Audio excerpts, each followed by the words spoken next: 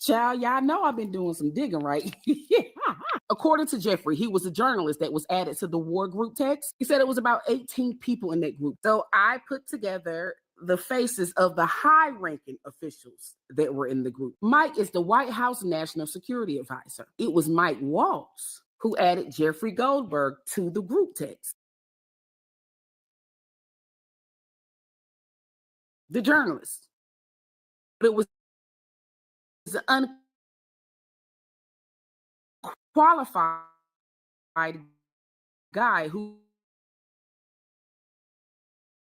runs the Pentagon now. This guy allies thinking right now. Matter of fact, I feel the same damn way Pete felt in 2016 when he said this about Hillary Clinton in reference to her emails. Law enforcement and military, there are sources you have or others when they are worried that our leaders may be exposing them because of their gross negligence or their recklessness in handling information.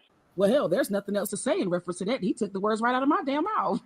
Goldberg said that he received a connection request on Signal on March the 11th from Mike Waltz. And then on March the 13th, he was added to the group chat. Goldberg stayed in that group chat until the 15th, after they did the airstrikes. The VP was hesitant about the strike. Check it out. After they completed the airstrike, they congratulated each other. I mean, look, Michael Waltz.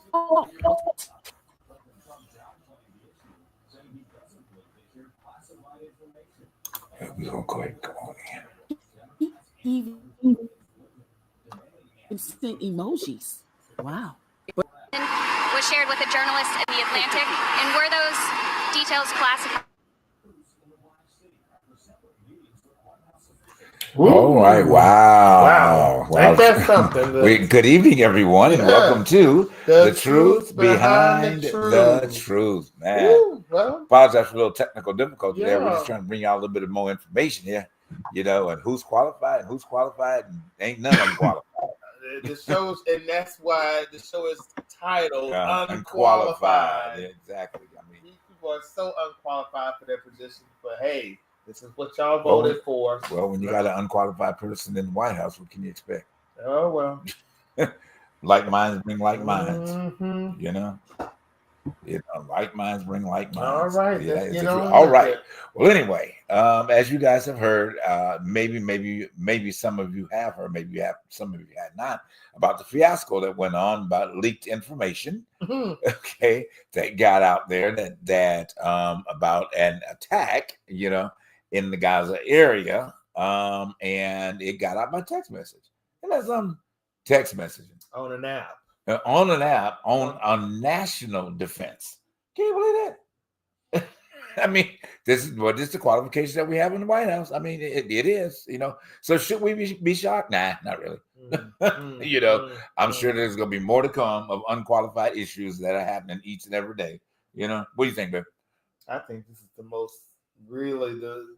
most craziest thing that you could have ever thought that anybody who had any brains would have thought not to do. Right.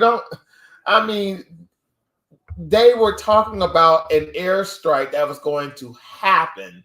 And sure enough, it happened. Not even thinking about the fact that there were people already prepared to go out and do service, to do their mission. But you putting it out there for somebody, because anybody could tap into whatever that you are, to anything that you're doing on your phone or whatever. Yeah. But the fact is, it was a group text. They invited certain people, but then they invited this reporter, and he reported on this. And that's how I feel the story had gotten out, that these fools were talking in a group text that was just really that blown their cover.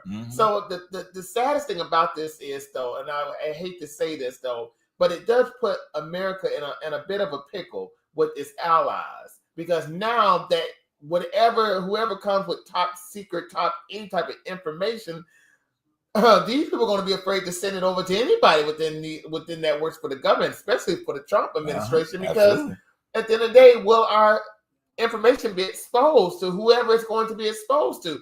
This puts a nail in the coffin if we could be trusted within the world about anything at this point. Because you have what I would say, and they cannot blame DEI for this. There's no DEI there. There's a bunch of white men that are now involved in this now. So there is no DEI blame in this. Right. I ain't seen no black, no woman, no Hispanic, no nobody. The last time I saw all of that is when Obama called Osama bin Laden. Right. When that happened, then that was DEI. And at least that wasn't put out for everybody to know about until the mission was completed. So I hate to say this, but these people they're really unqualified. They're really unqualified for what they thought they were best suited for, and they're not suited for this. I mean, they're not. I don't understand how. Well, I do understand how these people got there. Okay, because they're legions to the clown. Okay, but and making it bigger than a 3-ring circus. It has 3 rings. So you got the Senate, the Congress, Senate, Senate, the Congress, and the executive branch. A 3-ring circus going on. And the supporting clowns coming out of the clown car each and every week, with the lead of Mike Johnson. Well, they lied in their interview, their job interview. They lied in front of the cameras with the job interview that was supposed to set them up for whatever they was supposed to be set up for. Because we all knew within them being interviewed by the intelligence and all, the Congress, you knew these people they weren't worth nothing. They weren't worth the time, nor the day, nor the hour. Now it's being shown because they're embarrassed. Right. They're so embarrassed. Trump is so embarrassed. He is not even taking any accountability for this. The only thing he's saying is that he did not know. He did not know. Well, that's a good cop-out excuse. I mean, it's a complete cop-out excuse. I mean, what's the best thing to do to get out of something? Oh, I didn't know. That's what he did all that. Most business people do say, I did not know. I didn't know. When a worker comes in and complains about a situation on the job, I didn't know. Right. So that's the easiest cop. That's the easiest cop out. So you can't be held liable for what you did know. Well, but then again, you got a president they got a president that don't know. He didn't know the first time. He sure ain't gonna know the second time. You're a businessman. That's how you got elected on being a businessman. That's right. So the U.S. is becoming his business project. That's right. Okay, that's what it is. The U.S. has now become a business project. And that's a shame. Even down to the other one came up together, monetizing the Easter egg hunt at the White House. Now, y'all, come on. Really? Yeah, I can believe it. Monetizing the Easter egg hunt at the White House. I can believe it. And y'all voted for him. Not y'all that follow us typically, but y'all voted for this man. I'm sorry. I'm just... Oh my God, I'm just so overwhelmed. But as we've been saying, quite a bit here lately, is that make sure that you've got a plan in mind for your life, for your family, for yourself, okay? Because it will instantly become something that you don't want it to become. Okay? We just saying one day we're going to be broadcasting from Italy, okay? Okay, because broadcasting from somewhere outside of the U.S. But now the other thing that came up to us, speaking of enjoyment, there are 3 states that wants to join Canada now. Did you see that one? I did not see that, and I would not. 3 I states, would not be surprised. 3 states are on the upswing to be being a part of Canada. Are we in one of them states? Hey, I thought about Washington, Oregon, and California. We're about to look. We're really a little close. We're really a lot close. Really close. And Vancouver's like a sneeze away. So hey, that's what I thought about. I thought about Washington, Oregon, and California. So we'll see in the coming days. We will see. But there is the talk that 3 states are considering leaving the U.S. and joining Canada. All right, then if we're one of these states, so that means we will have free socialized healthcare. Yeah, well, thank God. That would be the great thing, but that would be the greatest thing for us who really would need that in our lives right now, because now that's so monetized at this point. Not only monetized, but now it has become not a public situation. It's now more private, right? Because the Republicans are wanting to privatize the insurance companies right now, so they can get something out of it. Right. And that right there, just like them getting rid of the Department of Education, it's now going to be a business right now. Right. So for those who would need it, it's going to be hard. Right. People who need their medication, people who need to find doctors. Right. Didn't you say the other day that you were in one of the stores you service, and some lady was in there fussing because her no, actually it was a clip on that came through my algorithm.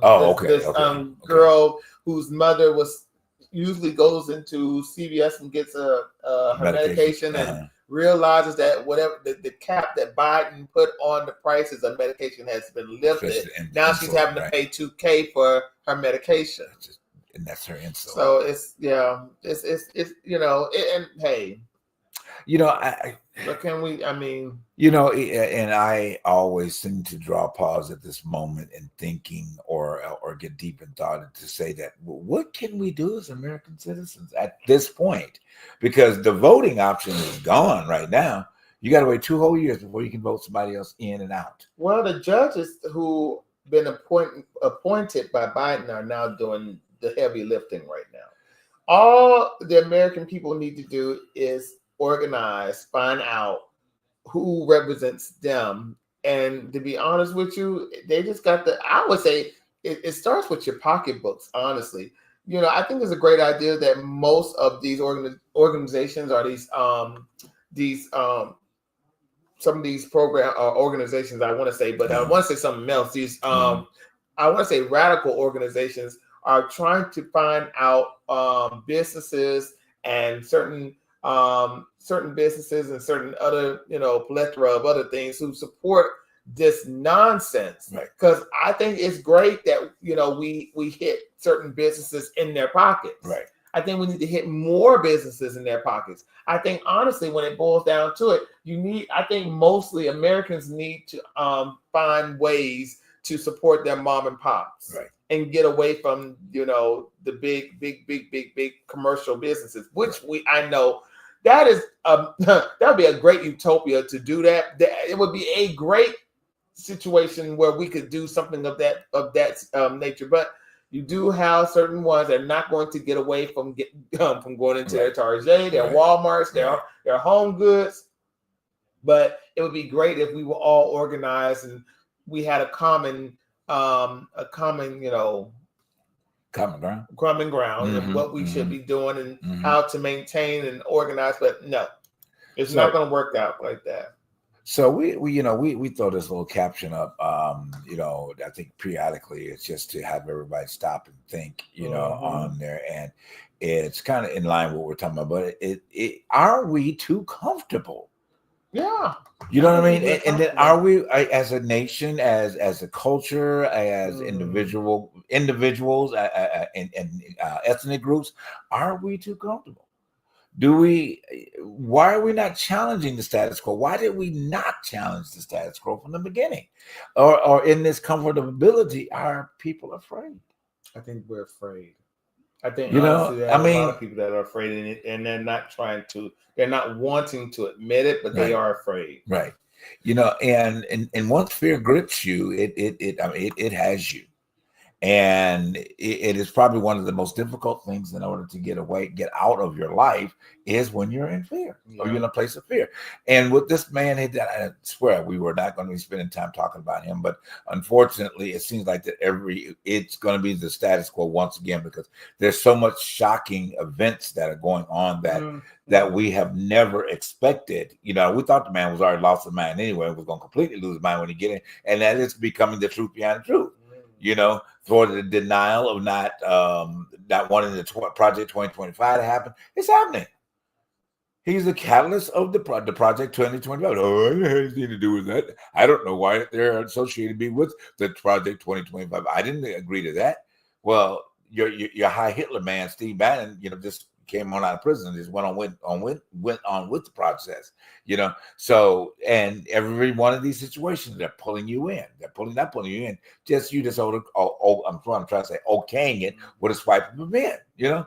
But as we said on the show, we weren't going to spend all this time talking about this man, but it seems like that every day there's always something that it has to be on the forefront of any conversation. Because people are tired. Well, yeah, people are tired, but this man he's the lead. It was delusional. Not delusional. I don't want to admit, but he is the number one top man in this country right now. So we ain't got no other choice but to deal with the fact that he is the president. Yeah. But the saddest thing about this is the fact that we said this many times on this show, even prior to the election and even during the election, that there are certain groups that put a lot of backing into Trump. And I said this, and I think we have, like I say, we have said this plenty of times. Trump is going to give these people what they want because they gave him so much in his reelection campaign. Why not? Yeah. Why not give these certain organizations like Moms for Liberty? When you talk about trans people and agendas and bathrooms and women's sports, he gave them the executive order. Because they put money behind them. Yeah. The same thing with the evangelical right. He is making sure that prayer in probably within the nationwide, prayer will be back in schools because they put money behind his campaign. Yes. The same with oh my goodness, with some other organizations. The people who were dead against abortion. I mean, he is doing what they want him to do because there was an investment. Yeah. And that right there is what I hate to say this, but he is doing his due diligence with that. And hey, as the American people, how could you not have known that this is what he wasn't going to do? Prior to 2025, he lied his butt off saying that he didn't know nothing of it. You just said it. Right. He didn't know nothing of it. But Steve Bannon and a whole bunch of other people who supported this man were writers, not only writers, but they supported the manifesto of this of these writings. Right. And they were going to find a way to implement this through his presidency. Yeah. And it is coming into fruition. They're trying to mass deportations. Yeah. Even down to the fact that they will say that he said this even on Fox. I will take money or defund any school that teaches critical race theory because of white fragility.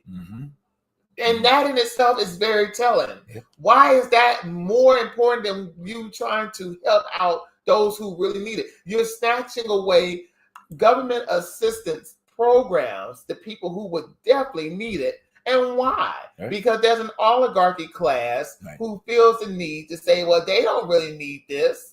You even had the man who runs the Commerce Department of this country saying that they can go a day without getting their Social Security. Yeah. And Lupnick is his name. I think that's his name, Lupnick. And the saddest thing about it is some people are not even offended by that yet. But hey, to each his own. You know, I know people who are on Social Security and who needs that money. And they're not fraudsters either. Right. But hey, if you don't feel at least insulted by the fact that this billionaire went on whatever C-SPAN or whatever and said this and just cavalier with a glee, and he was just gleeful in it. They can go a day without it, and most people who will be shouting and complaining are fraudsters. Right, it's true. Okay, then fine. Make that make sense. Make it make sense, because I mean, 1900 to him ain't really shit, Right. but to those, a lot of us cannot live only off of $1,900. Right. But what's going on within the economy? You can't even afford gas, grocery with just that. Or you're gonna have to find a way to kind of cut back in order for you to pay your bills. Well, so it's so sad. Someone, I and those of you who follow the show quite a bit, you'll probably understand who I'm talking, who will remain nameless for this point. But it brings up a very good point. What you're mentioning about is he had, and very dear to us, he had to make a decision in regards to his mother. Okay, his mother is a senior, of course, and that they had originally moved her into a senior living facility, which was absolutely nice facility, and all of these other changes. Now she can't afford to be living in the senior facility. So what he had to do is he gave up his place in the meantime, to go and live with her to take care of the house. The original homestead. I think they were renting it out. So he moved actually back home, to his mother's house to help take care of because of the situation that she's experiencing in the senior living facility because she couldn't pay for it. Wow. And a very prominent man in Atlanta that had to do this. Wow. And he's very dear to me, very dear to you, and for namesake, I'm not going to mention who it is. But, when I found out, I was like, wow. And I thought about this, and I thought about that he would support him, and some of his supporters are Trumpsters, and my question, and some of them watch this show, okay, from time to time. My question to you all that, there's no hate from that you like Trump, whatever, but my question for you at this particular point in time is, do you see what happened? Do you understand what has happened? And this is just one that's, somewhat dear to you, that, that this situation has befallen them, and it's going to be a lot more, and then I had another friend that is dear to me. A relative, I'll put it that way, said to me in conversation, you know who this is. Now I can get a job because he got rid of all that DEA shit and stuff. Now I'm getting more phone calls than I ever had in the past year, because when that other president, which will remain nameless, was in office, I wouldn't get nobody to help me out. I'm like, wow. Really? Wow. Really? And I'm like, man, it's like, all of a sudden the shift happened of everything because this man got in the way. Yeah, it is. It shifted its way onto shit. It's what it did. Okay, there's no prosperity happening at this particular point in time for anybody. Now, if you are in that 2%, then you are handling or seeing some level of what you think is being prosperous. Okay, but the majority of people that are dealing with these things are not in that 2%. Okay, and that 2% is most Americans at the end of the day. So, is there prosperity around? No. Is the price of eggs changing? No. And they're talking about now that how inflation is going to hit the grocery market as never before. Yeah, and I work for the grocery industry. I work in the grocery industry, and they are, I go into stores where I service them, and they're having conversations about things that are happening. People whose hours are going to be cut. And, and not only within the stores, but the vendors themselves.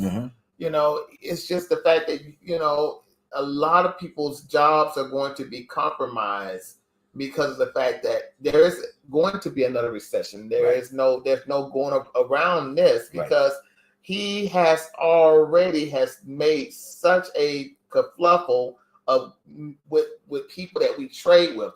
It's being now said that China is going to find a way to go around the United States to do their trade. And Mexico, and I believe, is in dealings with China to do this too. Because China don't want no business with us. They're trying to find a way to get around all of us, and they will probably do this. because I mean, with all the terrorists, with all of this stuff that's throwing all types of jabs at Mexico, Canada, not only them two, but you got over in Europe. Even in the text message, the man said, "I can't wait to get away from Europe. I cannot wait for us to really isolate ourselves from them because we have been doing so much for them." Down to the fact that Pam Bondi even said in the White House press corps, the fact that we talked about the story of the Statue of Liberty, that the French want the Statue of Liberty back. Right. Yes. She went as far as to say, well, we had did enough for France because we had helped them to win against the Nazis in World War II. Forgetting the fact that France went into debt and during the 1700s for helping us to win our independence from Great Britain. They went through a political upheaval where King Louis and Queen Marie Antoinette got their heads cut off. But I mean, I'm just saying the fact that these ignorant people run our country, telling us all of this stuff that they think will stick, but they forget some of us are educated. Right. Some of us know what we know, and we do our research. We go not by what they say, but we listen to what they say, but we go do what we need to do for ourselves. And that is the problem with Americans. That's where we have gotten complacent. Truth behind the truth. This is where we have gotten lazy. We go for what somebody has told us without doing our research. Yes, absolutely. And that's the saddest thing about our. Hey, we talk about our show too. Behind when we come off here, we talk about the reason why people watch podcasts. People love podcasts because there's an agenda that needs to be pushed. Now, our agenda is truth behind the truth. Right. Living it within your authentic truth. Now, we're talking about politics, but we're talking about politics for the simple fact that, at the end of the day, this is very important. Yes. But I know that a lot of people do not watch us because there's an agenda that is not pushed for them, and they don't watch it because of the fact that they need to hear something that will make them say, "Aha, I can be on their ship because they believe in what I believe." Right. We tell you, don't go by what we're telling you. Right. Go do your research. Take to heart what we're saying. Okay, but go do your research. Okay, and find out if it is the truth behind the truth. But you will find it is the truth behind the truth. That's why we named the show "The Truth Behind the Truth," because there is a truth behind the truth. How you perceive that, your truth is always important. Whatever reigns true to you is what your truth has to be, regardless of what anybody says. And if following this status quo is your truth. If it's wanting to be a reality and being awoke and understanding what's going on around you, we applaud you. Yeah. Okay. If your truth is that you think heaven and hell is going to blow up and fire is going to come up on earth and consume everybody here, child, I feel sorry for your truth. But anyway, so my truth behind the truth is I'm a pessimist. Okay. Yeah. I don't go along to get along. I want to know what the heck you're telling me, because anybody can come. People come and have conversations with me on my job, telling me what they know. And you know what I tell them? I hear you, but I'm going to go do my own research. Yes. And if I do see you again, we'll have another different type of conversation, because I just have to do my own research, because I'm hearing what you're saying. I think you might have some, it might be a great hypothesis, but I need to do my own, because I need to know more what you're telling me.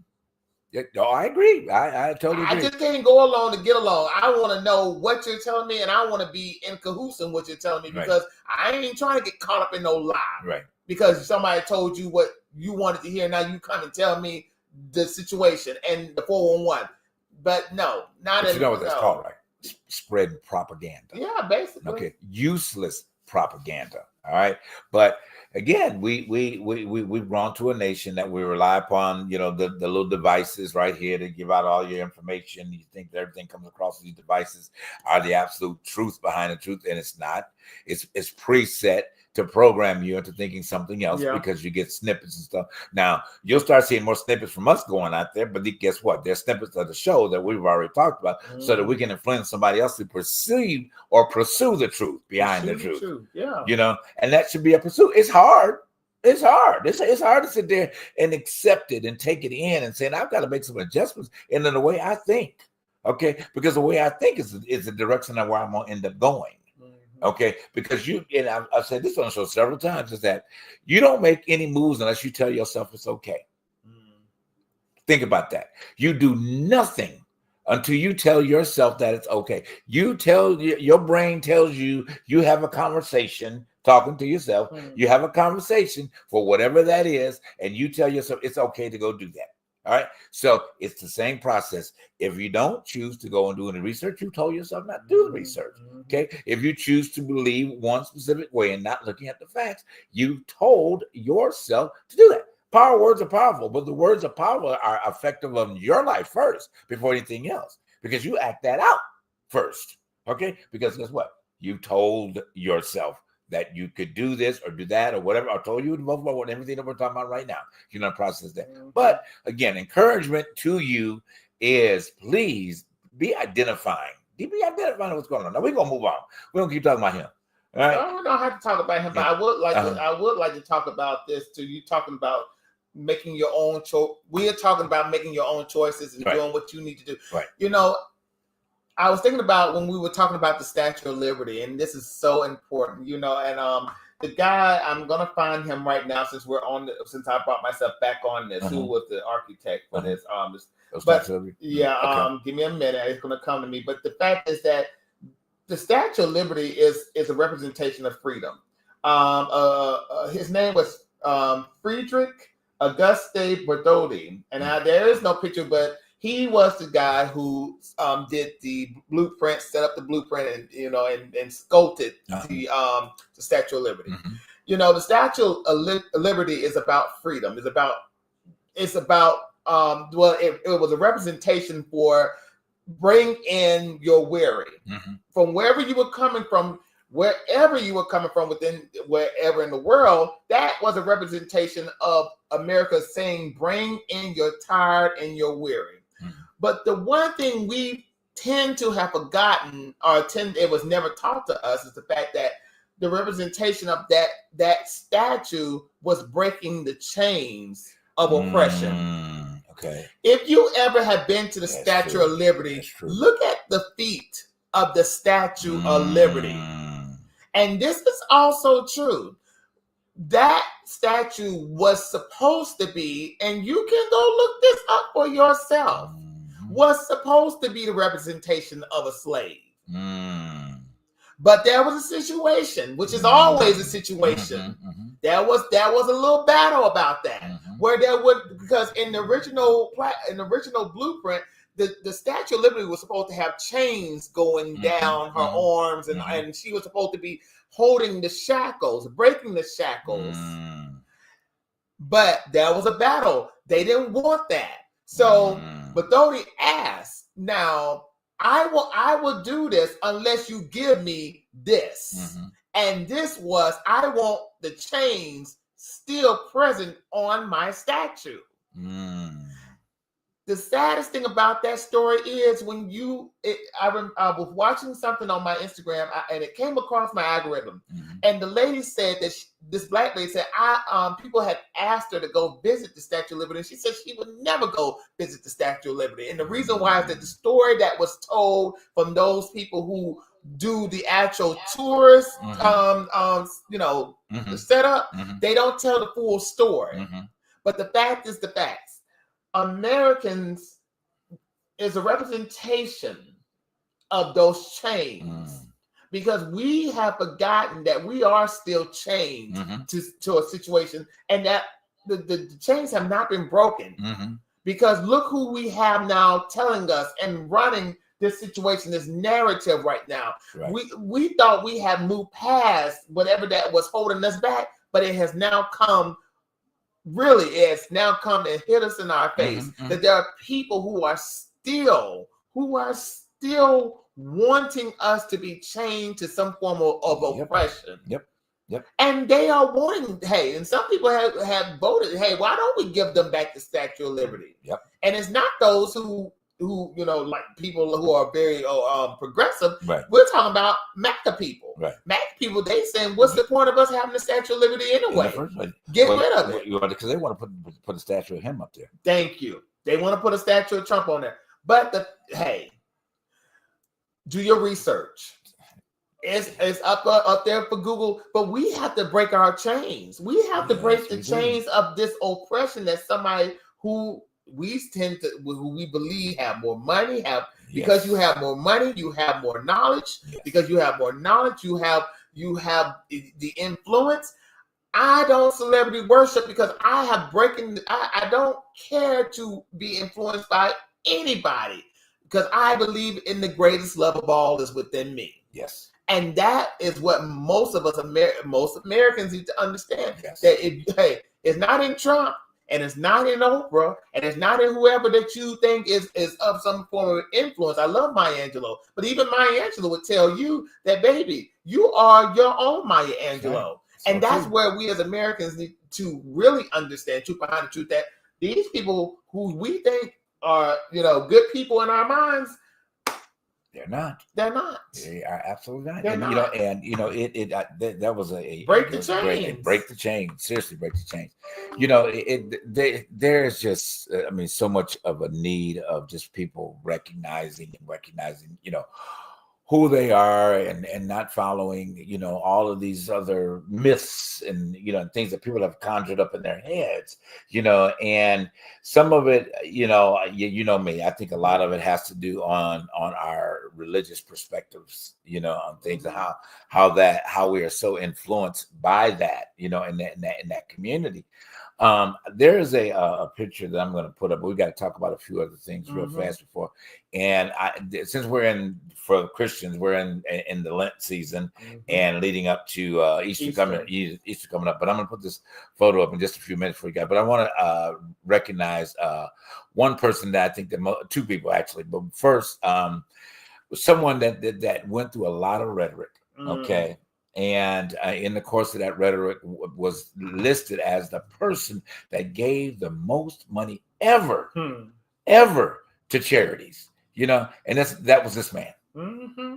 Okay. It has been listed. This is a recent article that came out about him because they were talking about charities, and how much, celebrities, quote unquote, contributes to charities. And Michael Jackson came out number one, over $500 million to charities, okay, around the world, and it states 39 different organizations this man supported. The United Negro College Fund, that was top on his list. Oh yeah, he still holds the record. Yeah. Of giving the most to the United Negro College Fund. That was one of the number ones that was on top of his list. Yeah. And then for we, okay, and I'm gonna say associated, we had people of color didn't even want to honor the man.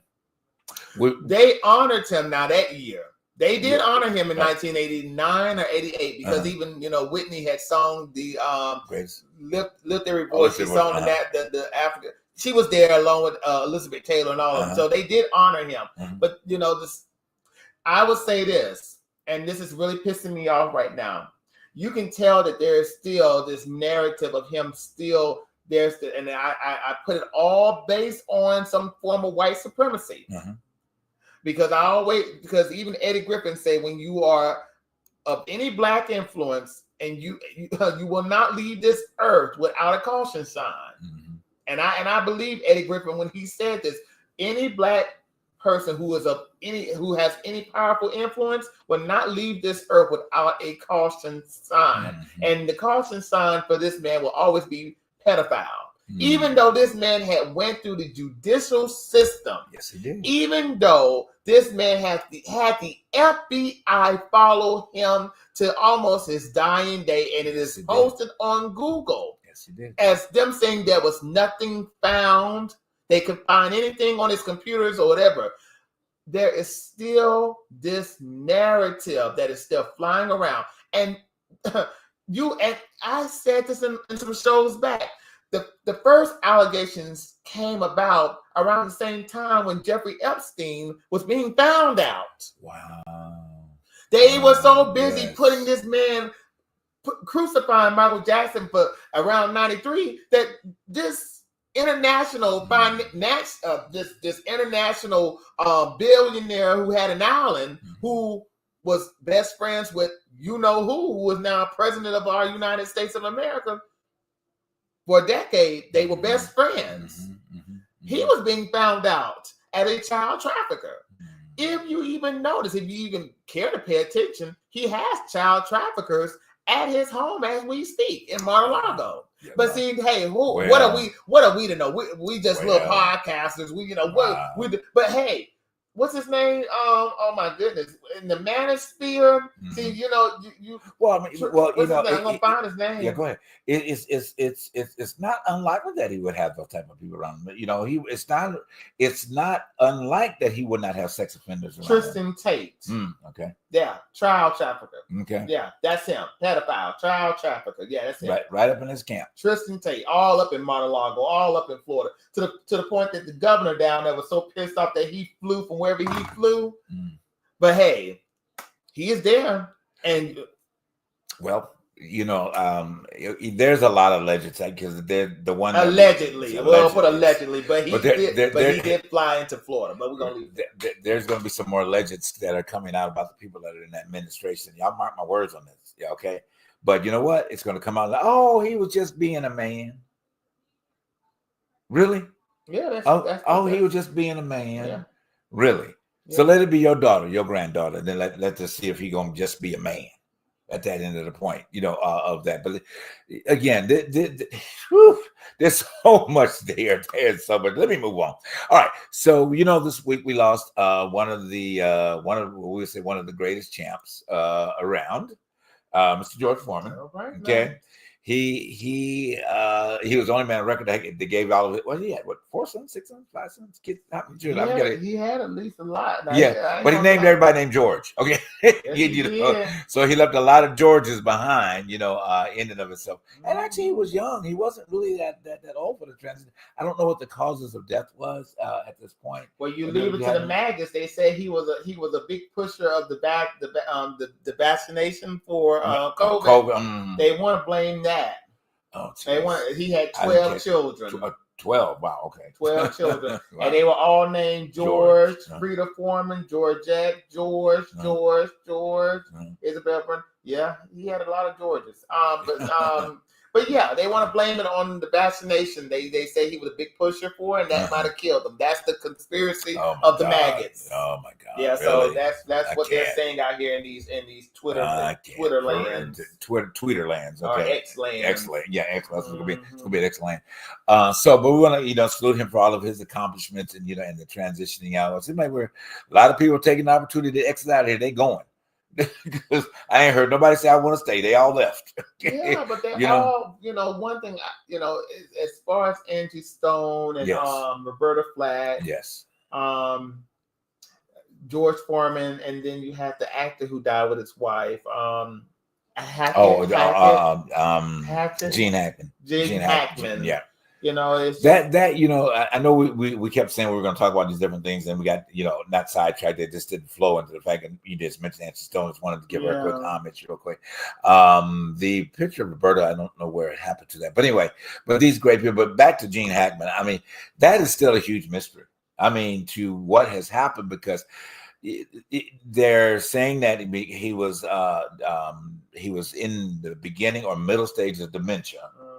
So the act could have been that he may have left. They don't want to know that it's the gas asphyxiation that he may have left the stove on and didn't realize he left the stove on. Saying his wife was already transitioned at least 5 days beforehand, before he was. Wow. And they were, and it could be that the gas from the home just got to a point where she was taking some medication for something else, and they think that it was the pills, but then she probably fell at that point of the asphyxiation, and the dog got consumed. By the same thing, and then later, it was a week later that he was found, but it's even longer than that, because allegedly that they were saying that he was at mummified.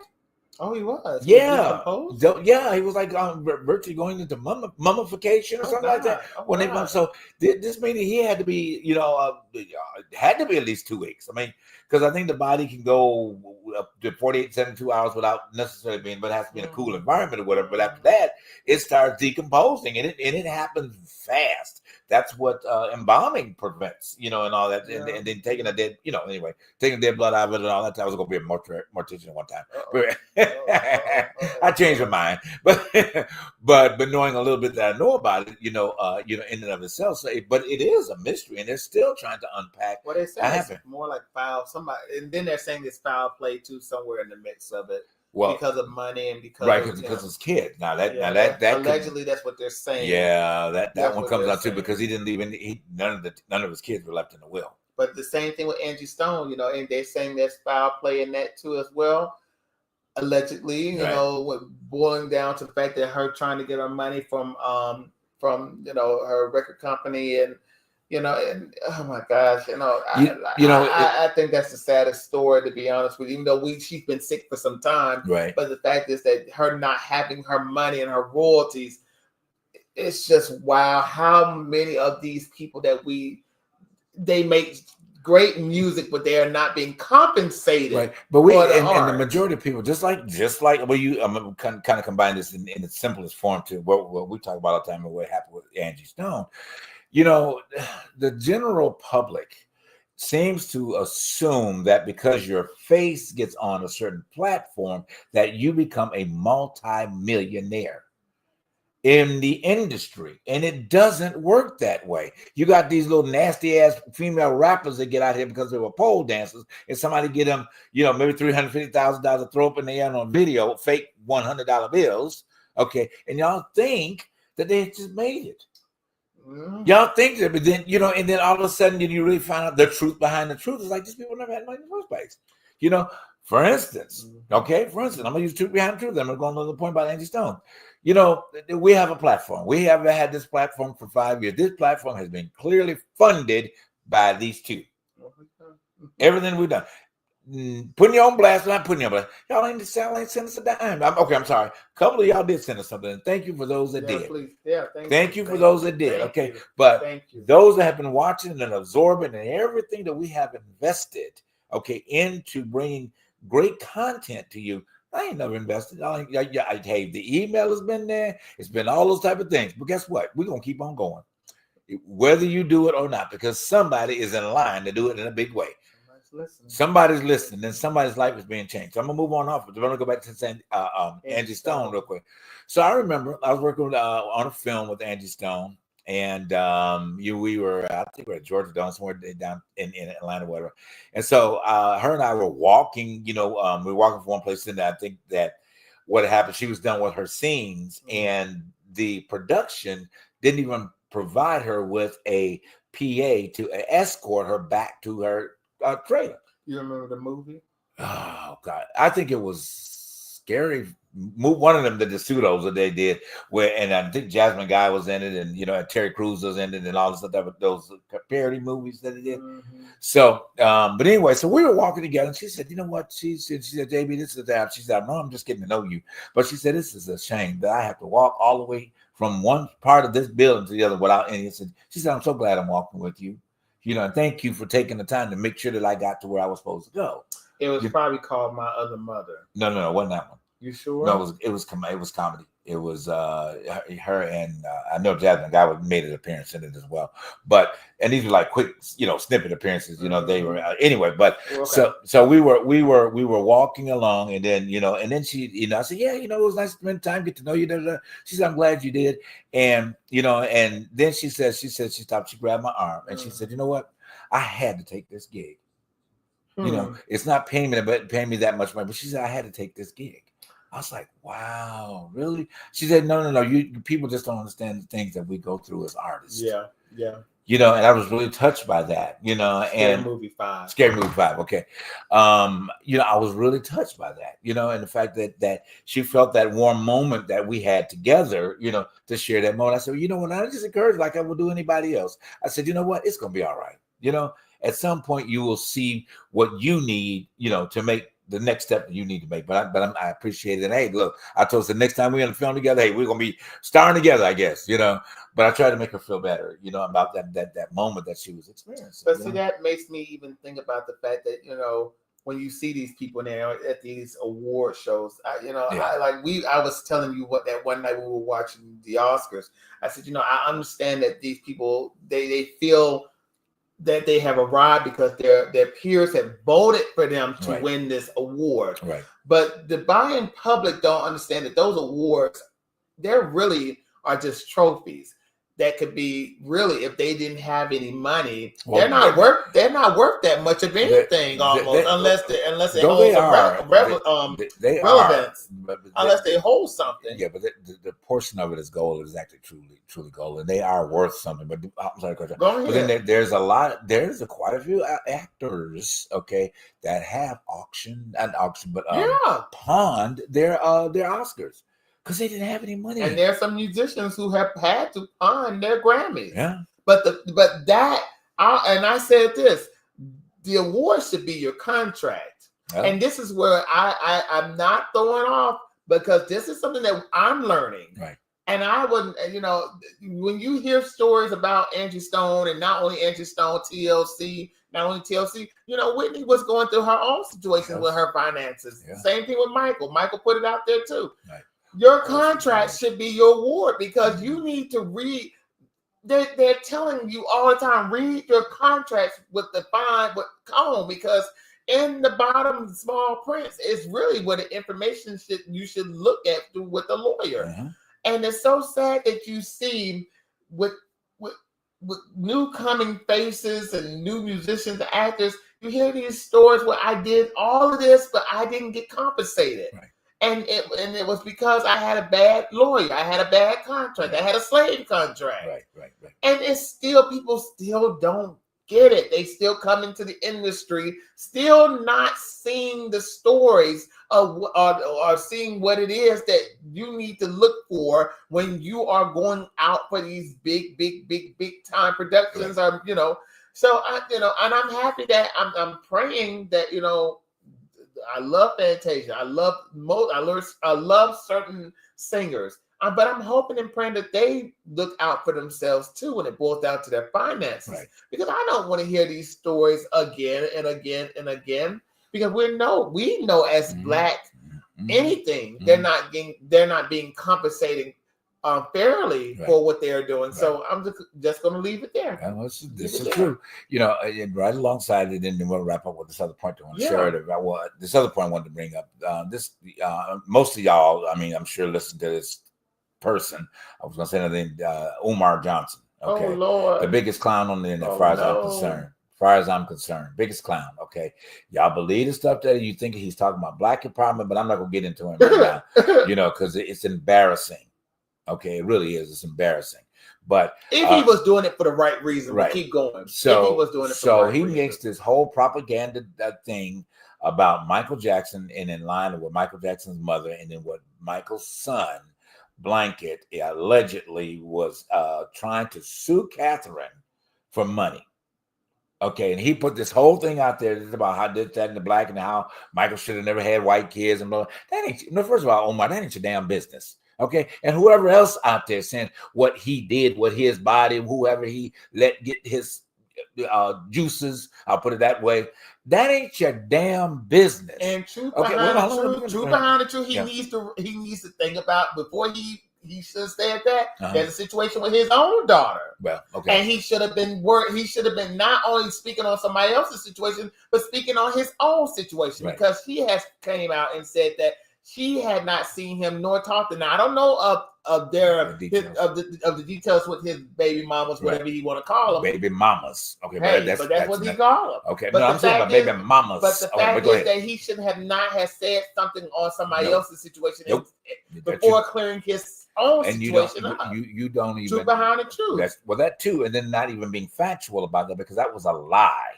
Okay, Catherine had already been set. Okay, his whole estate was set up by Catherine. He's had trust funds set up for his kids long on, and ain't no need to sue nobody, because them kids is billionaires, Mr. Smarto. Okay, them kids will never have to worry about anything, whether they talented or not. Okay, whether they want to go and buy Ferraris, they got the money to buy it. Okay, and Catherine is well taken care of, and that allegedly maybe trying to Janet is taking care of her mama. Okay, I want you to know, Janet is taking care of her mama. Janet bought a house for her mama a long time ago. All right, so shut up.